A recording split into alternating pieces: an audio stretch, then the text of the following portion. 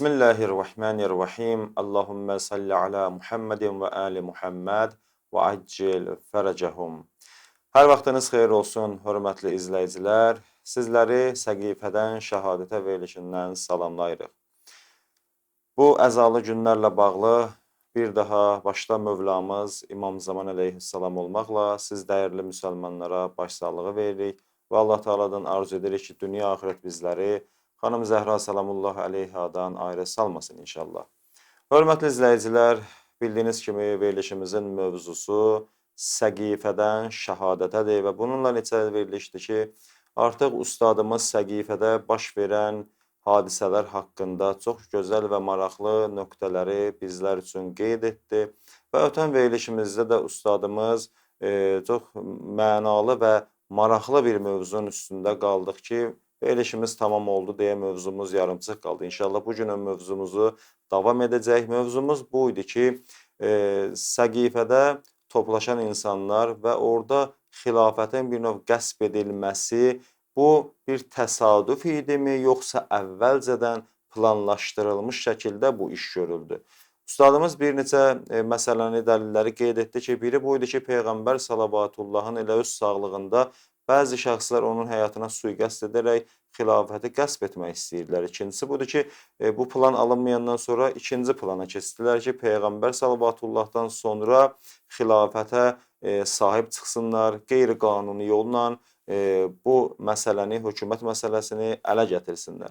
İnşallah başqa dəlilləri də bu günləri əziz ustadımız bizlər üçün qeyd edəcək və bu dəyərli məlumatları ələ gətirərək diqqətlə qulaq asaq və başqa müsəlmanlara da paylaşaq ki, onlar da bu məlumatlardan xəbərdar olsunlar inşallah. Bəli, dəyərli izləyicilər, verilişimizin həmişə olduğu kimi daimi qonağı Cənab Höccətül İslam Atabəy Binyatovdur. Salam aleykum ustad, hər vaxtınız xeyir olsun. Bu əzalı günlərlə bağlı bir daha sizə də başsağlığı veririk. Aleyküm salam və rəhmətullah. Çox sağ olun. Mən də öz növbəmdə bir daha sizə və dəyərli izləyicilərə inşallah salam deyirəm və onlara başsağlığı deyirəm inşallah. Allah Teala Həzrət Zəhranın şəhadətində əlaqədar bütün əzadarlıqlarımızı qəbul eləsin və axirətdə də bizlərə şəfaətin nəsib eləsin inşallah. Amin inşallah ustad. Allah razı olsun. Təşəkkür edirik bir daha ki, dəvətimizi qəbul etdiniz, gəldiniz. Allah sizi salamat eləsin. Ustad, ötən verilişimizdə danışdıq ki, Həzrəti Peyğəmbər Salavatullahın həyatına sui-qəsd hazırlanırdı və ondan sonra plan buydu, onun dünyadan dəyişəndən sonra, dünyasının dəyişməsindən sonra iş başına gəlsin bəzi şəxslər. İstərdik ki, başqa dəlillər nədir, başqa planlar nə idi, onlar haqqında da danışasınız. Bismillahirrahmanirrahim və bihi nəstə'in innehu xeyru nasirin və mu'in. Siz gözəl vurğuladınız bu barədə. Biz keçən verilişdə buna işarə elədik ki, əslində elə bu Səqifə məsələsi bir bəhanə oldu. Bəli. Yəni əslində bu məsələ əvvəlcədən planlaşdırılmışdı ki, Peyğəmbər Salavatullahdan sonra xilafət ələ keçirilsin. Bunun bir neçə dəlilləri var. Və əslində bu ənsarın atdığı bəzi səhv addımlar mühacirlər üçün bu planların həm yüngülləşdirdi, həm tezləşdirdi. Amma ki, bu əvvəlcədən planlaşmışdı ki, siz gözəl işarə elədiniz ki, onun iki dənə dəlilin ki, Peyğəmbər Salavatullahın dövründə onları açıqladıq biz keçən verilişdə. Amma bu məsələ çox önəmli və əhəmiyyətli məsələ olduğu üçün çox dəlillər var. Gərək biz bunu təhlil edək və açaq ki, bizim dəyərli izləyicilərimiz baxanda elmi və dəlillər əllərində olsun ki, və bilsinlər ki, Səqifədə nə baş verib və Peyğəmbər Salavatullahın dövründə bu səhabilər bəzi nə işləri görüblər və xilafəti necə əldə ediblər.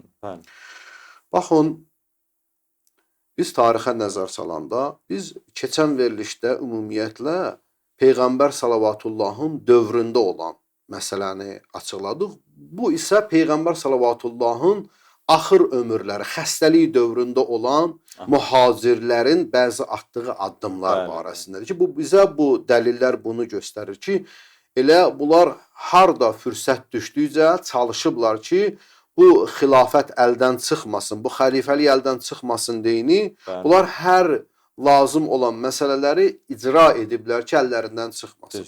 Baxın, biz indi Peyğəmbər Salavatullahın xəstəlik dövrünə baxaq. Bu xəstəlik dövründə Peyğəmbər sallallahu hicrətin 11-ci ilində, hicrətin 11-ci ilində Səfər ayının axırlarında Peyğəmbər sallallahu bir iş gördü. Və Peyğəmbər sallallahu Üsamət ibn Zeyd adlı bir cavan 18 yaşlı bu şəxsə buyurdu ki, bütün ordunu, qoşunu götür, Rum imperiyası ilə döyüşməyə doğru getməlisən. Və Peyğəmbər sallallahu başçılar ki var idi, Ənsardan, mühacirlərdən başçılar ki var idi, bunlara əmr elədi ki, bu Üsamət ibn Zeydin komandanlığı altında gedin döyüşün Rum imperiyası ilə. Məxsusən baxmayaraq ki, Əbu Bəkir Ömərin döyüşlərdə heç bir məsələn güclü rolu yox idi. Çünki biz Peyğəmbər sallallahu döyüşlərinə baxanda 83-84 dənə döyüşləri olub da. Bir dənə döyüşdə biz nə Əbu Bəkrin, nə də Ömərin bir dənə düşmənin öldürdüyü tarixdə yoxdur. Yəni bu onu göstərir ki, bunlar heç bir döyüşdə düşmənlə vuruşmayıblar, əlbəyaxa gəlməyiblər. Yalnız Əli əleyhissalam idi. Onlar nəyə getmişdi? Onlar gedib kənarda ancaq məsləhət verirdilər özləri üçün, yəqin ki, özlərin böyük sanırmışlar da. Yəni həqiqətən də çox təəssüf ki, biz tarixə baxanda bu günləri xəlifələrin də bir önəmli məsələlərdən biri də şücaətdir də. Məsələn, onlarda yoxdur bu iş. Əhl-i sünnə, vəhabilər deyir ki, bizim xəlifəmizdir bunlar. Bunlar bu qədər döyüşlə Peyğəmbərin yanında var, bir adam düşmənlərdən, müşriklərdən, kafirlərdən öldürməyiblər. Amma Peyğəmbər salavatıllahın təkidinə baxın. O döyüşlərdə ancaq Əli əleyhissalam qabaqda idi. Ancaq Əli əleyhissalam qabaqda idi, əksər düşmənləri də öldürən Əli əleyhissalam idi. Dinə xatir əlbəttə. Amma bu döyüş fərqli bir döyüş idi. Peyğəmbər salavatullah baxmayaraq Əbu Bəkir və Ömərin o döyüşdə olmasının, olmamasının heç bir faydası, yəni müsavi idi, bərabər idi, olub-olmamalı. Amma Peyğəmbər salavatullah yenə də təkid edirdi. Həm Əbu Bəkir, həm Ömər, həm də dediyimiz üçüncü məsələ ki var da, Əbu Ubeydə Cərrah. Təkid edir ki, bunlar döyüşdə olsun. Bu biri tərəfdən isə Peyğəmbər salavatullah Əli əleyhissalamın qalmağını təkid edirdi. Və buyurdu ki, Əli əleyhissalam qalsın. Halbuki bütün döyüşlərdə demiyorlar, əleyhissalam öndə idi. Bunlar heç bir önəm daşımırdılar. Amma burada Peyğəmbər salavatullah niyə bu sözü deyirdi? Baxın, hətta burada bu döyüşdən boyun qaçıranlara Peyğəmbər salavatullah lənətlədi. Və buyurdu ki, Lənəllahu mən təxəlləfə ən ceyşi Üsamə. Hər kəs Üsamət ibn Zeydin döyüşündən komandanlığı altında əgər boyun qaçırsa, Allahın lənəti ona olsun. Baxın, bununla belə, bunlar birinci çıxmışdılar. Mədinədən kənara çıxmışdılar. Xorf deyilən bir məhəl var, o məhəllənin adıdır, o yerin adıdır. Orada dayanmışdılar, orada ordu yığılmışdı, qoşun orada cəm olmuşdu. Bunlar Peyğəmbər salavatullahın xəstəliyin bəhanə eləyələr qayıtdılar. Birinci çıxmışdılar. Baxın, burada iki dənə mühüm nöqtə var. Buna diqqət eləmək lazımdır. Ümumiyyətlə, bunların qayıtmaqlarının səbəbi.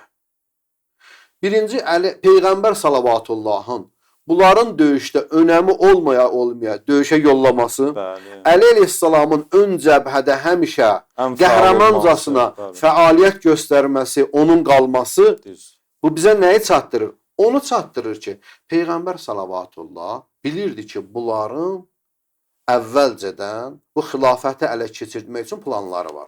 Peyğəmbər sallallahu əslində bu münafiqləri, bu xilafəti ələ keçirdənləri istəyirdi Mədinədən xaric eləsin.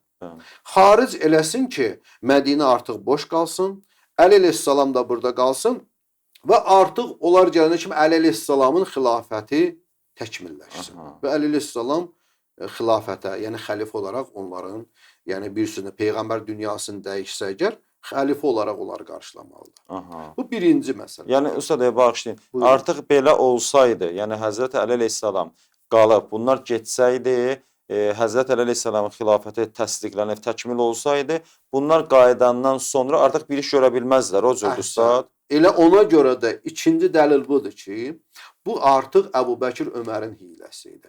Bunlar elə fikirləşdilər ki, əgər biz getsək döyüşə, Peyğəmbər salavatullah bizdən sonra Əli əleyhissalamı xəlifə təyin eləyəcək və biz qaydanda artıq hər şey əlimizdən çıxacaq. Bundan sonra biz heç bir iş görə bilməyəcəyik. Mədinə əhalisi də bunu artıq qəbul edəcək. Çünki peyğəmbər bunu xəlifə təyin edib əvvəlcədən təyin etmişdi. Üstəlik də ki, gəlib görəcək artıq xəlifə ünvanında əyləşib orada. Artıq bunlar heç bir iş görə bilməyəcək. Ona görə bunlar bu işdə bir sözlə peyğəmbərin dediyinin xilafına çıxdılar və Mədinədə o xorf deyilən məntəqədən qayıtdılar və gəldilər Peyğəmbər sallavatullahın yanından kənara çıxmadılar. Birinci bunların hiləsi buradan başladı. Birinci bu məsələ. İkinci, yəni əslində üçüncü dəlil deyək də, biz keçən dəfə 2 dənə dəlil demişdik. Üçüncü dəlil budur ki, bu Üsamət ibn Zeydin döyüşündən boyun qaçırmaqları idi və qayıdıb Mədinədə Peyğəmbərin xəstəliyin bəhanə edərək yanlarında qalmasıdır. Dördüncü dəlil isə Peyğəmbər sallavatullahın namaz bəhsidir. Baxın, bugün əhl-i sünnə və yaxud vəhabilər çox iddia edirlər ki, əgər Peyğəmbər sallallahu Əbu Bəkri qəbul etməsəydi, Əbu Bəkir Peyğəmbər xəstə olanda, gedib namaz qılanda, Peyğəmbər sallallahu yəni onun əleyhinə çıxardı. Bunlar çox iddia edirlər ki, o gedib orada namaz qılması, buna dəlil gətirirlər ki, Peyğəmbərin yerində cəmaat namazı qılıb, sübh namazı əlbəttə. Və bu ona dəlildir ki, elə Peyğəmbərdən sonra bu xilafətə layiqdir. Bir dənə cəmaat namazında imam cəmaat durması kifayət edir. Yəni Peyğəmbər onu qəbul edirdi. Tarixdə ümumiyyətlə müxtəlif formada bu nəql olunur tarixdə. Amma birini mən nəql edəcəm ki, bu həmən tarixdə bildiyiniz kimi bu Ənsabul Əşraf kitabının 1-ci cild və 557-ci səhifəsində gəlib. Təbəqat kitabının 3-cü cild 9-cu səhifəsində və Səhih Müslimin 2-ci cild 32-ci səhifəsində və Musnəd Əhmədin 6-cı cild 21-ci səhifəsində gəlmiş. Əhl-i sünnə hətta mənbələrində bu cür gəlir. Məsələn, məxsusən Səhih Müslim və Musnəd Əhməddə. Bunlar gəlmişdir. Baxın, Peyğəmbər sallallahu xəstə olan vaxtı tarixdə var buyururlar ki, bazar ertəsi sübh namazına. Sübh vaxtı idi. Bilal Həbəşi, bilirsiniz ki, azan deyən idi Peyğəmbər sallallahu dövründə. Gözəl də azan deyərdi. Həmişə Peyğəmbərin dövründə o azan deyərdi. Deməli, sübh azanı vaxtı gəlir Peyğəmbər sallallahu qapısında buyurur ki, Əs-salat, Əs-salat, ya Rasulallah. Namaz vaxtıdır, ya Rasulallah. Peyğəmbər sallallahu qapının ağzında Peyğəmbər sallallahu namaza dəvət edirdi. Və Peyğəmbər sallallahu da, yəni cəmaat namazına, xəstə dövrü idi Peyğəmbərin. Amma yenə dəvət edirdi ki, gəlsin orada cəmaat namazı dursun. Peyğəmbər sallallahu da bu an başın Həzrət Əli əleyhissalamın dizi üstünə qoymuşdu. Dizinin üstündə idi. Və Ayşə burada bunlardan xəbərsiz gedir öz atası Əbu Bəkrə deyir ki, get Peyğəmbər xəstədir, get cəmaat namazı qıl yenə. Bu da gedir, əbanı atır çiyninin namaza dayanan anda biraz keçəndən sonra Peyğəmbər sallallahu huşa gəlir. Huşsuz halda idi. Huşa gəlir və buyurur ki, məni aparın namaza. 2 nəfər. Əli əleyhissalam bir də Fəzil. Bu 2 nəfərdən istəyir ki, məscidə aparsın namaza. Və buyururlar ki, Peyğəmbər sallallahu halı biraz yaxşı olmadığı üçün bir tərəfindən Əli əleyhissalam tutur, bir tərəfindən də Fəzil. Hətta buyururlar ki, Peyğəmbər biraz rahat gedə bilmirdi, söykənib onlara gedirdi. Və namaz əsnasında bəzi tarixlərdə və hədislərdə var ki, Əbu Bəkir ki, cəmaat namazı qıldığı anda Peyğəmbər sallallahu onu saxlayır və çiynindən əbanı götürür və onu kənarlaşdırır. Peyğəmbər hətta bunlar yazırlar ki, Peyğəmbər sallallahu oturduğu halda namaz qıldı. Amma qoymadı Əbu Bəkir namaz qılsın. Xəstə halı ilə qoymadı Əbu Bəkir cəmaat namazı qılsın. Bəli. Baxın, onlar çalışırdılar ki, bu işlə Peyğəmbər hələ dünyasını dəyişməmiş, artıq cəmaat namazına başlayır. Yavaş-yavaş, yəni biz həqiqətən Peyğəmbər elə bizi layiq bilib. Aha, müqəddimə qururdular da. Əhsən, müqəddimə qururdular, zəminə yaradırdılar Bəli, ki, bəli. yavaş-yavaş özləri üçün xilafəti təyin eləsinlər. Bəli. Amma Peyğəmbər salavatullah elə burada da onların qarşısını aldı Düz. və buna görə də Peyğəmbər salavatullahın onların qarşısını almasının nəticəsində qoymadı bu namaz qılsın. Aha, Və bəli. buna görə də bu ikinci dəlilləri bunların namaz qılmaqla bu xilafəti öz öhdələrinə götürmək məsələsi idi. Ustad, bu məsələ həqiqətən çox mühüm məsələdir. Həm öz kitablarında, yəni öz etibarlı, mötəbər bildikləri kitablarda dəlil kimi gəlibdir və qeyd etdiyiniz kimi Peyğəmbər sallallahu o halı ilə, yəni xəstə halı ilə və ayaq üstə qıla bilmədiyi, oturaq halda qıldığı bir namazı yenə də icazə vermədi ki, Əbubəkir normal, belə deyək də, şəraitdə namazı qılsın. Bu həqiqətən də o şəxsin o məqama layiq olmadığını göstərir ki, yəni əgər layiq olsaydı Peyğəmbər sallallahu bu işi görməzdi, düzdür ustad? Bəli, bəli. Bilirsiniz, burada iki nöqtə var.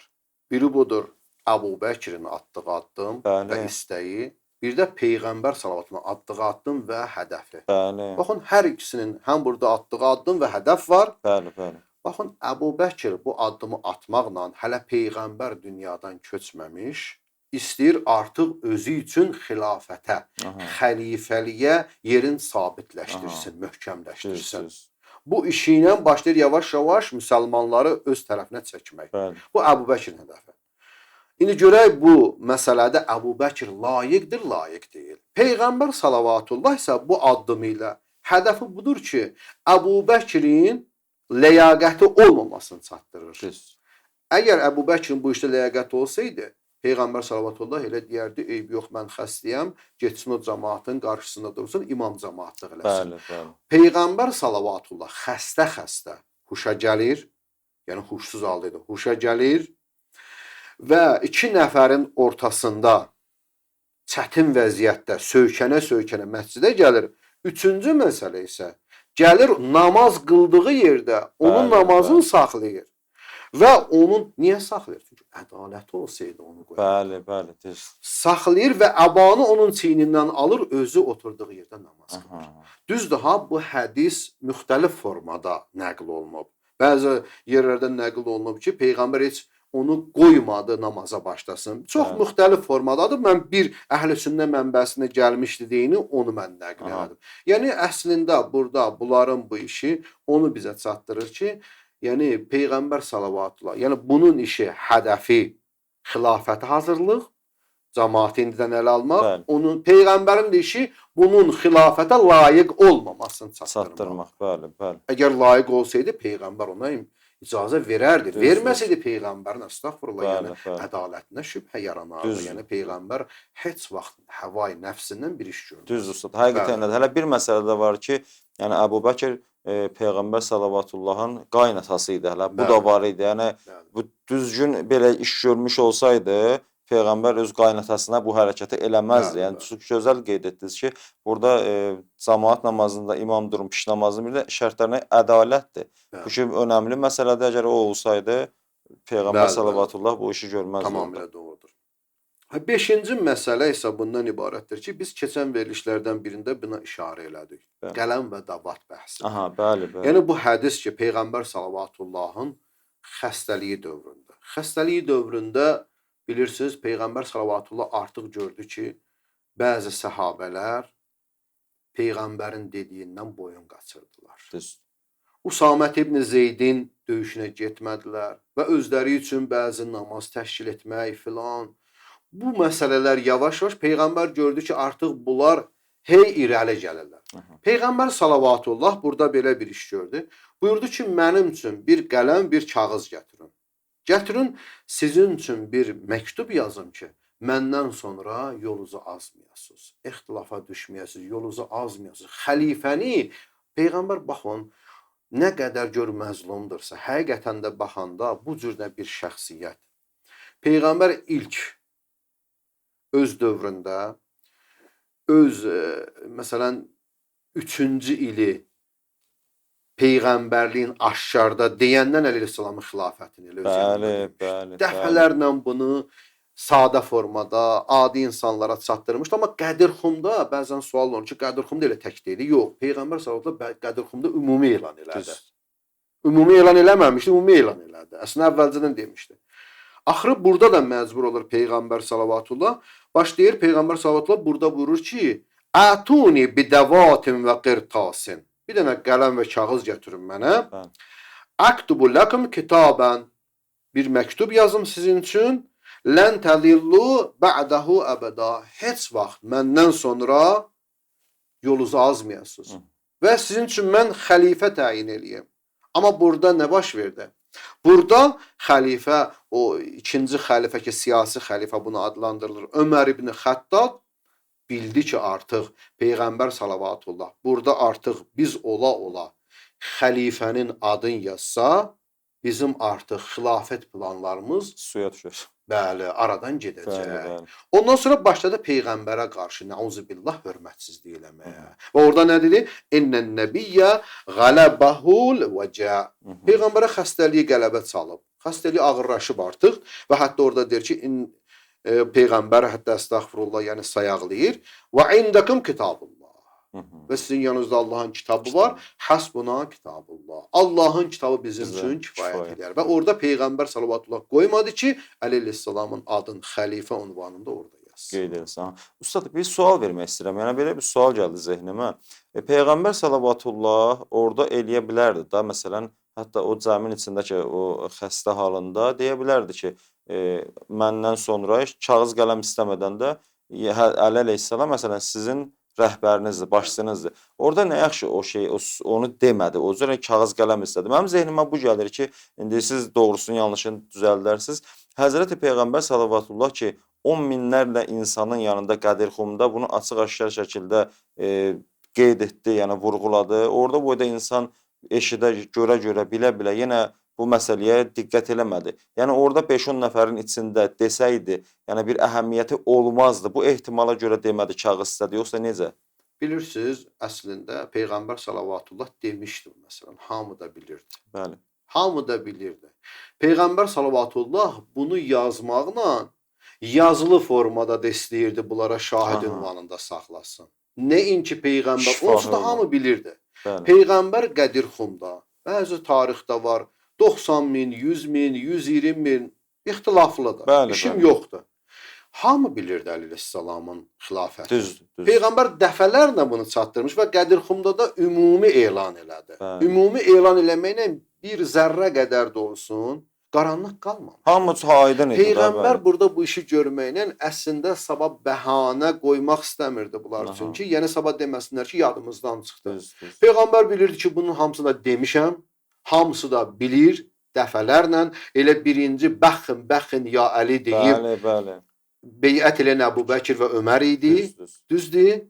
Və bunlar hamısı dəqiq bilirdilər. Peyğəmbər sadəcə mənə elə gəlir, mənim fikrim budur ki, orada əslində yazmaqla yazılı surətdə də onlara yazıb qoymaq istəyir ki, şifahi demişəm, yazılı da qoymaq. Yazılı da olsun. Onun üçün Peyğəmbər onu yazırdı ki, sabahları deməsinlər ki, o yadımızdan çıxdı, filan oldu, bilmirdik və yaxud Peyğəmbər yazılı formada onlar üçün yazıb qoymaq istəyirdi. Bəli, sonuçta zaten bunların elə öz kitablarında da bu məsələ qeyd olunur. Öz alimləri belə, məsələn, Vəhabilərdən belə bu siz buyurduğunuz məsələni özləri də etiraf edirlər ki, ikinci xəlifənin orada Peyğəmbərin qələm kağız istəyəndə ona əstəğfurullah bu nalayiq sözü nisbət verməsi deyilir ki, hətta özləri deyə yenə də bu şeyi əl çəkmirlər, yəni inadlarından əl çəkmirlər. Bəli, bəzi kitablarında gəlir ki, İnnən nəbiyyə lə yəhcur. Yəni Peyğəmbər salavatullah nəuzbillah sayaqlayır. Yəni qızdırma o qədər çoxalıb ki, Peyğəmbər sallallahu sayaqlayır. Yəni bu Peyğəmbər salavatullaha qarşı olan bir töhmətdir. Bəli. Yəni Peyğəmbərə layiq olmayan bu sözlərdir. Peyğəmbər ki, kamil bir insan. Və mə ərsalnəkə illə rəhmətən lil aləmin. Yəni səni bütün aləmlərə, demir bu dünya insanları üçün, nə ümmətin üçün demir, bütün varlıq aləmi üçün rəhmət qələmə və rəhmət yəni nə? Yəni bu o deməkdir ki, bütün varlıq aləmin sənin məhəbbətindən, sənin nurundan yaratmışam. Yəni bütün varlıq, fəlsəfədə buna deyilir vasitətun fil feyz. Yəni Peyğəmbər salavatullahın nuru ilk yaranışdır. Və Peyğəmbərin nuru ilə bərabər bu 14 məsumun nurudur ki, kulluhum nurun vahiddir. Bunlar hamısı bir nurdan yaranıb və Allah Taala bu nurlar vasitəsilə və Peyğəmbərin ariflər deyirlər ki, İlk yaranış nuru Muhammediyyədir. Aha. Peyğəmbər sallavatullahın nurudur ki, Allah ilk yaradıb Bəli. və ondan sonra o nur vasitəsilə və bütün varlıq aləmi yaradıb. Ona görə deyirlər ki, həm yaradılış baxımından bütün varlıq aləmi Peyğəmbər sallavatullahın nuru vasitə olub Bəli. və hətta bu günlərdə biz deyirik, bütün varlıq aləmi, hətta insanlar belə həm yaradılışını, həm də bəqasında hər an vücudun, varlığın Allahdan alır. Düzdür? Bəli, bəli. Həmən yenə yaradılışı necə Peyğəmbər sallavatullahın nuru vasitəsilə yaranıb, bu günlərdə hətta yaşayışda olan ta bəqası qalmağı da belə onun vasitəsilə. Aha, bəli Ustad. Həqiqətən də çox gözəl və dəqiq bir nöqtədir ki, bu məsələ önəmlidir. Yəni Peyğəmbər sallavatullahın bu qədər haqqı ola bu ümmətin üzərində ya Əhl-i Beyt əleyhissalamın açıq-aşkar Peyğəmbər qeyd etdiniz ki, dəfələrlə bunu vurğulayıb da insana sual yaranır axı. Siz bu qədər açıq-aşkar şeyləri görə-görə, bilə-bilə siz nə üçün bunu inkar edirsiniz? Yəni sizi buna vadar eləyən nədir? Müvəqqəti olan, məsələn 5-10 günlük biz öz dilimizdə desək dünya malıdır ki, siz bunu Peyğəmbərin ətrafında bilirdiniz bu şeyləri, dünyanın fani olmasını, bu kimi şeyləri bilirdiniz. Bilə-bilə insan nə üçün bu işi yola əl ata? Həqiqətən insana sual yaradır bu şeylər.